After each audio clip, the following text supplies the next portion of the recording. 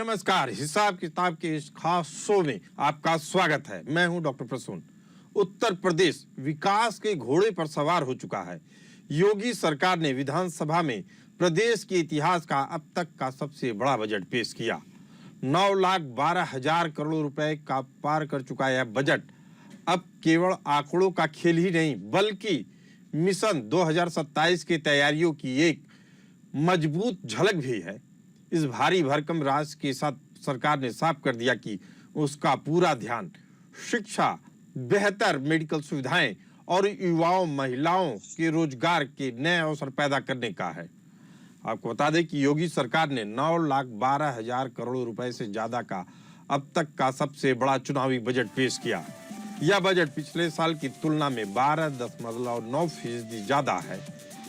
UP सरकार ने 43,000 करोड़ रुपए की बिल्कुल नई योजनाओं के लिए आवंटन किया है।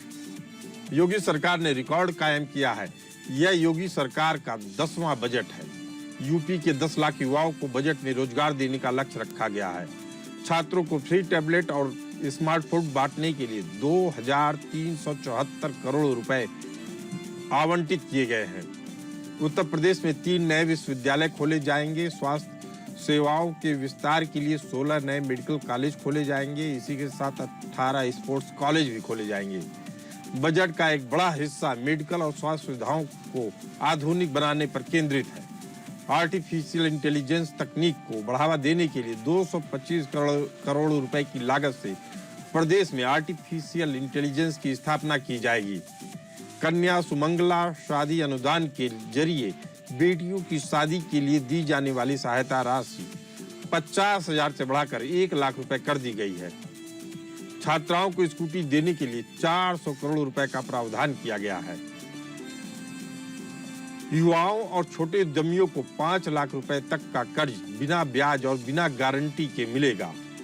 अयोध्या धाम के चौमुखी विकास के लिए 100 करोड़ रुपए आवंटित किया गया है।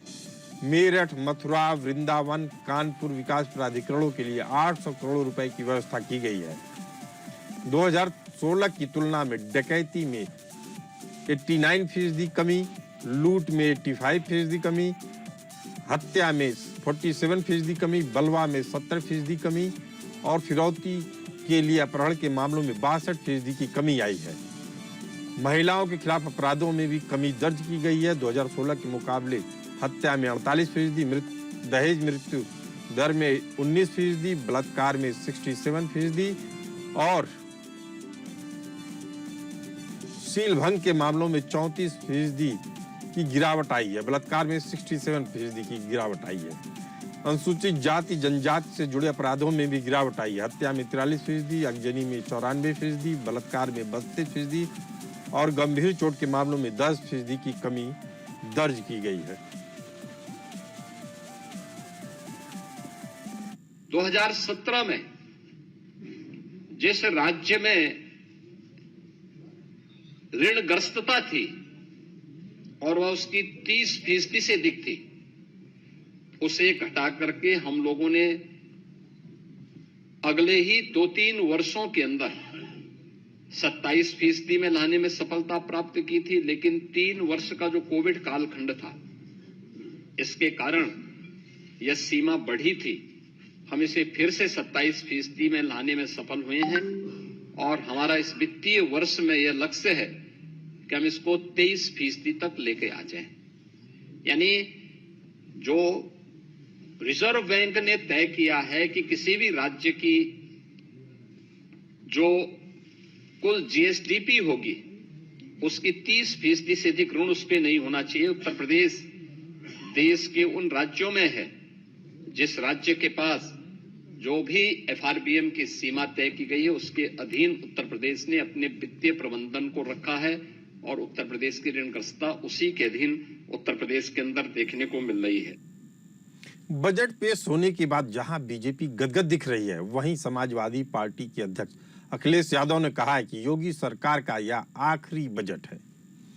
आपको बता दें कि यूपी के उप मुख्यमंत्री केशव प्रसाद मौर्य ने कहा कि प्रदेश की 25 करोड़ जनता के जीवन को खुशहाल बनाने वाला, विकसित भारत का विकसित उत्तर प्रदेश बनाने वाला, गरीबों और अमीर बनाने वाला, जनता की जरूरतों के मुताबिक एक यह अच्छा बजट है। वहीं अखिलेश यादव ने सोशल मीडिया प्लेटफॉर्म एक्स पर लिखा कि यूपी सरकार के विदाई बजट के साथ भाजपा की भी विदाई तय है। इस पर यूपी के उप मुख्यमंत्री केशव प्रसाद मौर्य ने अखिलेश यादव के बयान पर कहा कि समाजवादी पार्टी के लोगों को सत्ता वियोग का मानसिक रोग हो गया है। वह सत्ता उनको 27 से लेकर 47 तक भी मिलने वाली नहीं है।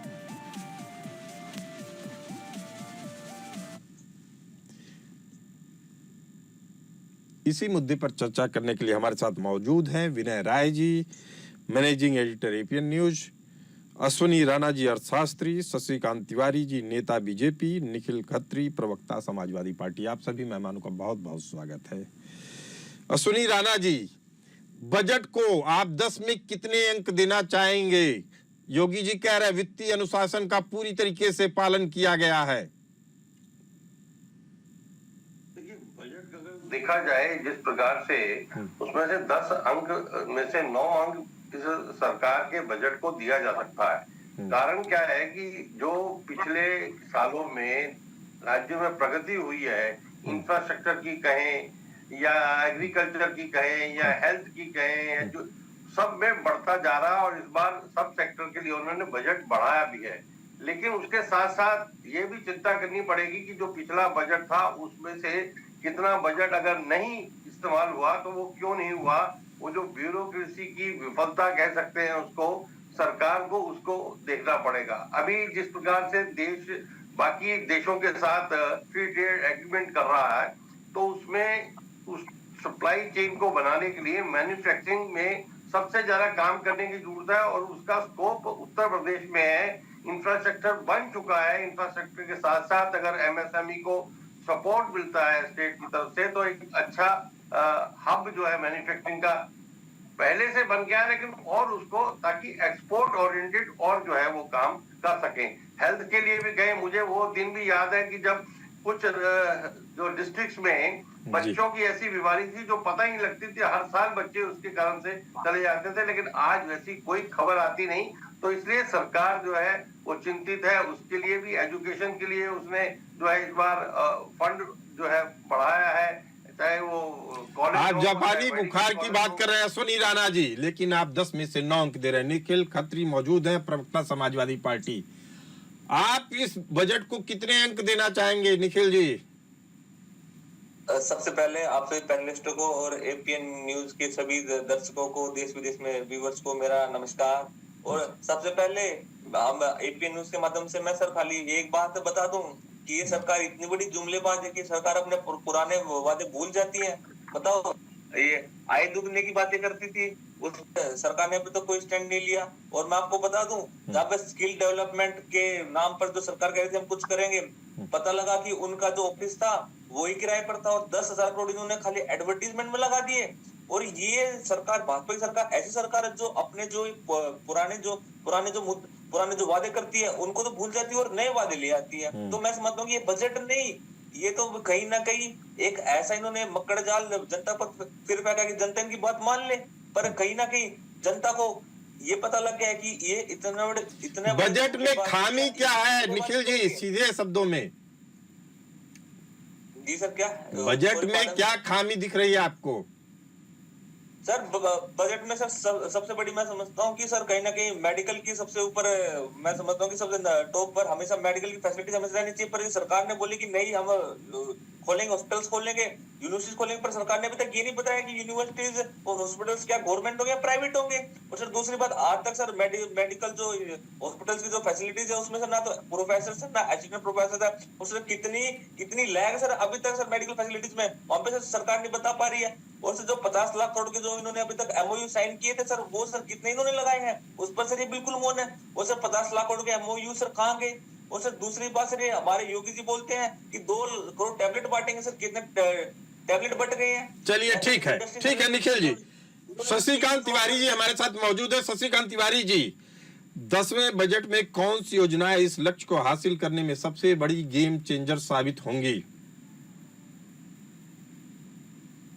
शशिकांत तिवारी जी चले गए हैं। हमारे साथ मौजूद हैं विनय राय जी, मैनेजिंग एडिटर। विनय राय जी, विपक्षी नेताओं ने इसे विधायी बजट करार दिया है, जमीनी सच्चाई क्या है?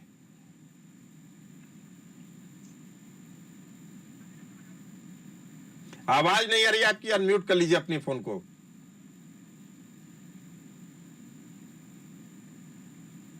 जहां तक विपक्ष का आरोप है कि ये विधायी बजट है जी। तो आपको इतिहास देखना पड़ेगा। जब भी किसी की भी सरकार रही है आजादी के बाद से आज तक विपक्ष ने कभी भी किसी भी बजट की तारीफ नहीं की है।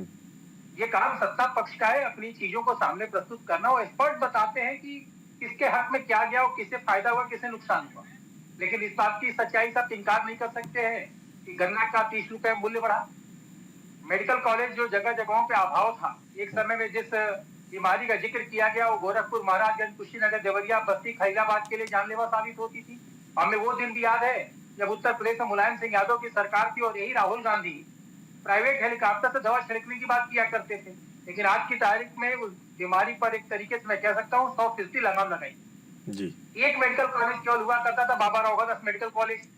लेकिन अब गोरखपुर में एक एम्स भी उसके मुकाबले इलाज के लिए तैयार है। हर जनपद में एक मेडिकल कॉलेज खोलने की सरकार की कल्पना थी।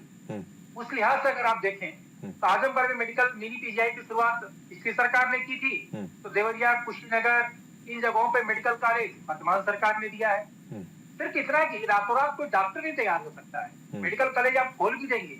अभी जैसे मैं कल ही देख रहा था लोकसभा की कार्रवाई, उसका राज्यसभा की कार्रवाई में कल प्रमोद तिवारी ने इस मुद्दे को उठाया जो रायबरेली एम्स का मुद्दा था कि कितने स्टाफ की कमी है। तो रातों रात डॉक्टर बढ़ेंगे नहीं, लेकिन सरकार की मंशा क्या है, उसका बजट किस दिशा में जा रहा है, ये देखना एक एक्सपर्ट का काम है, सामान्य नागरिक का काम। यानी आप इस बजट को, विनय राय जी, आप जमीन पे रहते हैं, जनता की नब्ज को पहचानते हैं। अगर आपको माना जाए कि 10 में से कितने अंक देना चाहेंगे इस बजट के लिए सरकार को आप? देखिए, सबसे पहले मैं जो बजट जो भी आता है, दो चीजें बहुत इंपॉर्टेंट होती हैं आज की तारीख में। अगर देखा जाए ग्लोबल मार्केट हो गया, हम विदेशों से अपने मार्केट का कंपटीशन करने जा रहे हैं, ऐसे मुद्दे पे दो चीजें बहुत ही इंपॉर्टेंट है कि लॉ एंड ऑर्डर स्टेट में ऐसा हो कि कोई उद्यमी अपना उद्यम लगा सके, नंबर एक। दूसरी चीजें वन डिस्ट्रिक्ट वन प्रोडक्ट जो लेके गवर्नमेंट आई है, उसमें कितने अच्छे, टिकाऊ और सस्ते मूल्य के सामान को उतार सके जो आम आदमी खरीद सके। जैसे प्रधानमंत्री जी ने कहा था ना, गणेश जी अब छोटी आंख वाले मिलते हैं। छोटी आंख वाले गणेश जी इसलिए लोग खरीदते हैं, वो सस्ते मिलते हैं। अगर हमें खरीदार को कोई चीज अच्छी और सस्ती मिले, क्यों खरीदेगा? तब मार्केट का कंपटीशन है। मैं इतना जरूर कहूंगा, सरकार ने एक अच्छा प्रयास किया है। और नंबर देना एक्सपर्ट का काम है, हम लोग का काम नंबर देना नहीं है। एक्सपर्ट तय करेंगे कि चलिए शशिकांत तिवारी जी, एक्सपर्ट ने आपको 10 में से 9 नंबर दे दिए हैं। सुनी राणा जी हैं, आर्थिक विश्लेषक हैं, बड़ी शख्सियत है शशिकांत तिवारी जी। लेकिन आपके लिहाज से क्या लग रहा है, आपकी कौन सी योजनाएं गेम चेंजर साबित होंगी आने वाले समय में? शशिकांत तिवारी जी। सरकार ने, आपने भी बताया अभी कि जिस प्रकार से दो मामले में तो इतिहास रच दिया उत्तर प्रदेश की सरकार ने कि 9 लाख करोड़ की बजट उत्तर प्रदेश के इतिहास में पहली बार आया है। दूसरा, योगी जी ने 10वीं बार बजट पेश करके और ये इतिहास रच दिया। दो इतिहास जो प्रमुख रूप से रचे गए हैं, अन्य इतिहास भी तमाम रचे जा रहे हैं। हर पैमाने पर हम जाएंगे तो इतिहास रची जा रही है। जिस प्रकार से युवाओं की चिंता की गई है, जिस प्रकार से महिलाओं की चिंता की गई है, जिस प्रकार से उनके रोजगार की चिंता की गई, जिसमें एमएसएमई की चिंता की गई है, कौशल विकास की चिंता की गई है, इस सरकार को सभी लोग हमारे अश्विनी भाई की तरह से 10 में से 9 इन्होंने दिया। इसके लिए धन्यवाद। इनको 10 में 10 देते तो और अच्छा लगता जनता को। देश की 25 करोड़ जनता खुश हो जाती। जो 10 में से 9 अंक दिए उसका कारण बता दे रहा हूँ शशिकांत तिवारी जी आपको। जी। और उसके बाद सवाल मेरा अश्विनी राणा जी से ही होगा। 5 लाख रुपए तक बिना ब्याज, बिना गारंटी के ऋण देने की योजना असल में वित्त वितरण प्रक्रिया को कैसे प्रभावित करेगी? क्या एनपीए नहीं बढ़ जाएगा? क्या वित्तीय अनुशासन की बात जो मुख्यमंत्री कर रहे हैं उस पर असर नहीं पड़ेगा? अश्विनी राणा जी। नहीं, कारण क्या है कि देखिए, जो बजट में आप पेश कर रहे हैं और वो दे रहे हैं, तो उससे ऐसा कुछ नहीं होगा। कारण क्या है कि फाइनेंशियल असिस्टेंट जो एमएसएमई को या छोटे उद्योगों को दी जाती है, तो उससे दो चीजें होती हैं। एक रोजगार सृजन होता है और एक जीडीपी के अंदर उनका जो कंट्रीब्यूशन है वो बढ़ता है। तो जब वो जीडीपी भी बढ़ेगी, मैन्युफैक्चरिंग बढ़ेगी, रोजगार भी बढ़ेगा, तो वो डेफिसिट कहीं जो है स्टैंड नहीं करता है। और सरकार, मैं पहली बार देख रहा हूँ कि उत्तर प्रदेश सरकार ने जो जीडीपी के अगेंस्ट जो डेट है उसको 30% के उस दायरे में रखने की कोशिश की है, फिस्कल डेफिसिट को 2.97 के करीब रखने की कोशिश की है। तो वो बड़े तरीके से जो है वो फाइनेंशियल जो मैनेजमेंट है उसके ऊपर वो खरे उतर रहे हैं। तो इसलिए सिर्फ दिक्कत यही है कि जो पूरा बजट है वो इम्प्लीमेंट हो, जो ब्यूरोक्रेसी है उसको टाइट करने की जरूरत है, ताकि योजनाएं अच्छी हैं वो नीचे धरातल तक जो है इम्प्लीमेंट हो जाए, ताकि सभी जनता को उसका जो है वो लाभ मिल सके। जी विनय राय जी, एक बड़ा सवाल ये भी उठ रहा है कि प्रदेश की राजनीति में जहां अखिलेश यादव जी कहते हैं कि यह विधायी बजट है, स्वामी केशव प्रसाद मौर्य कह रहे हैं कि ये सत्ता वियोग का मानसिक रोग है। कौन सही कह रहा है, कौन गलत कह रहा है? अब देखिए, सबसे बड़ी बात है कि विपक्ष में है अखिलेश यादव जी, वो खुद 5 साल बतौर मुख्यमंत्री उत्तर प्रदेश की सत्ता को संभाल चुके हैं जी। उनके मूल्यांकन के हिसाब से लग रहा है कोई चीजें कम है। केशव जी सरकार के उप मुख्यमंत्री है, उनको लग रहा है सब तरफ अच्छा है, हर तरफ चंगा। लेकिन जो बात अभी अश्विनी जी ने कहा वो सबसे इम्पोर्टेंट ये चीज है कि अगर मान लीजिए आप स्कूटी देखने की योजना ला रहे हैं, स्कूटी किस तरीके से देंगे, कब देंगे, किसानों के लिए अगर कोई व्यवस्था लेके आ रहे हैं, एमएसएमई के लिए अगर कुछ चीजें लेकर आ रहे हैं, 5 लाख तक अगर आप ब्याज बिना ब्याज के अगर आप ऋण दे रहे हैं तो उसको किस तरीके से देंगे, किस योजना के तरह देंगे, उसके बंदर बांट तो नहीं होगी, या अधिकारी उस पर लाल फीता साहिब की तरह पलटी मार के तो नहीं बैठ जाएंगे। सब चीज देखने की चीज है। कोई भी सरकार अपने दृष्टिकोण से अच्छा बजट लाने का ही प्रयास करती, चाहे जिसकी भी सरकार है। लेकिन सबसे बड़ी चीज है कुछ बजट के बाद जो योजनाएं आप जनता के सामने रखते हैं वो किस तरीके से जनता के बीच में उतरती है। इम्पोर्टेंट चीज यही है कि आज बजट पेश हुआ है, अब उसका किस तरीके से इम्प्लीमेंट होता है। अगर इंफ्रास्ट्रक्चर की बात कर रहे हैं, सड़कों की बात कर रहे हैं, तो सड़कें गड्ढा युक्त है या गड्ढा मुक्त है, ये देखना पड़ेगा। ये जमीनी स्तर पे जब सब चीजें ठीक होंगी तभी जाकर इस बजट को आप जायज या नाजायज कह सकते हैं। लेकिन आज की तारीख में अगर आंकड़ों की हम बात करें, आंकड़े देखने में अच्छे लग रहे हैं। ये लग रहा है कि उत्तर प्रदेश के वेलफेयर के लिए है, कुछ न कुछ इससे बेहतर हो सकता है। लेकिन जमीन पर उतरने का, क्यों कई बार देखा गया बजट ज्यादा का होता है उसमें आधे से कम तक खर्च हो पाता है। इसका जिम्मेदार कौन है, ये जिम्मेदारी तय होनी चाहिए। एक चीज मैं और कहना चाहूंगा, जैसे कोई भी टेंडर निकल रहा है किसी भी भवन के निर्माण के लिए या सड़क के निर्माण के लिए, अगर 40% कम में वो टेंडर को उठा रहा है, ये तय करना पड़ेगा टेंडर का जो आकलन करने वाला व्यक्ति था वो कौन था। अगर वो कह रहा 100 रुपए में बनेगा और वही चीज 50 रुपए या 40 रुपए में बन रही है, तो टेंडर बनाने वाला जो मूल्यांकन करने वाली टीम है उसके खिलाफ भी कार्रवाई होनी चाहिए कि आखिरकार आपने मूल्यांकन कैसे किया। और बनाने वाले अगर घटिया सामग्री का इस्तेमाल करके बना रहा है तो इसकी भी जांच होनी चाहिए कि आखिरकार वो कैसे इतने कम में निर्माण कर दे रहा है। तो हर चीजें सरकार के दृष्टि में होनी चाहिए, तभी जाकर बेहतर तरीके से उत्तर प्रदेश का विकास हो पाएगा। उत्तर प्रदेश का विकास। जी जी जरूर प्रसून जी, मैं दोनों लोगों की बात सुन रहा हूँ और विनय राय जी ने भी अच्छी चिंता जताई जो जनता के हित में है, और अश्विनी जी ने भी चिंता व्यक्त किया कि देखिए, लेकिन उसको मैं अपने तरीके से स्पष्टीकरण देना चाहूंगा कि जब बजट एलोकेशन हो जाता है और जिस डिपार्टमेंट के जिम्मे बजट एलोकेशन होता है उसको यूटिलाइजेशन सर्टिफिकेट देना पड़ता है कि कैसे यूटिलाइज किया, उसका मूल्यांकन करिए, एस्टिमेट बनाइए, उसको खर्च करिए, यूटिलाइजेशन सर्टिफिकेट ये उनकी जिम्मेदारी है। अगर यूटिलाइजेशन सर्टिफिकेट नहीं देते हैं, लैप्स होता है, तो उसका जवाब देना होगा, उसका स्पष्टीकरण उनको देना होगा कि किन परिस्थितियों में लैप्स हो रहा है। इसलिए कि 99.9 शशिकांत तिवारी, हमने आपकी बात समझ ली। जी, जनता को सरकार की मंशा पर शक नहीं करना चाहिए, लेकिन आप लोगों के साथ एक बड़ी खबर शेयर करना चाह रहा हूं मैं। भारत सरकार ने राष्ट्रगीत वंदे मातरम को लेकर नए दिशा निर्देश जारी किए हैं। गृह मंत्रालय के आदेश के अनुसार अब सरकारी कार्यक्रम, सरकारी स्कूलों के आयोजनों और अन्य औपचारिक आयोजनों में वंदे मातरम को बजाया जाएगा। राष्ट्रगान के दौरान उसके सम्मान में हर व्यक्ति को खड़ा होना होगा। जनगण मन से पहले वंदे मातरम गाया जाएगा। आपको बता दें कि अब सभी सरकारी कार्यक्रमों, सरकारी स्कूलों, अन्य औपचारिक आयोजनों में वंदे मातरम बजाना अनिवार्य है। राष्ट्रगीत के सम्मान के लिए सख्त निर्देश जारी किए गए हैं। राष्ट्रगीत बजने के दौरान कार्यक्रम में उपस्थित हर व्यक्ति को खड़ा होना अनिवार्य है। हालांकि नए नियमों में सिनेमा घरों को शामिल नहीं किया गया है, वहां फिल्म से पहले इसे बजाना या खड़ा होना अनिवार्य नहीं है।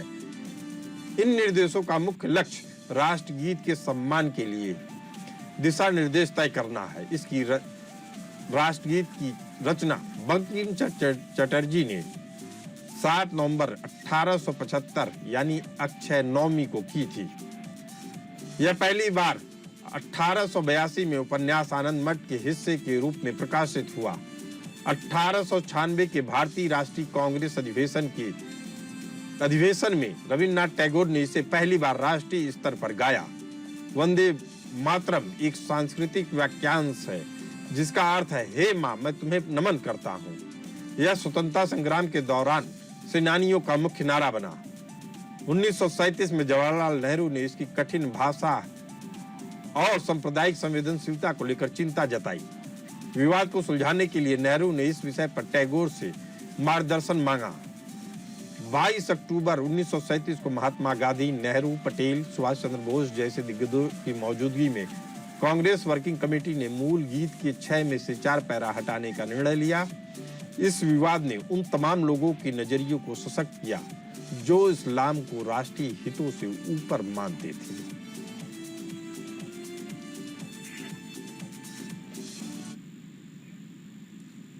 तो यह एक बेहद आज बजट यूपी का पेश हुआ। वंदे मातरम को अपना पुराना सम्मान वापस हासिल हुआ। आप लोग इस चर्चा में, आप लोगों का बहुत बहुत धन्यवाद। फिलहाल इस चर्चा में इतना ही, हमें दीजिए इजाजत। नमस्कार।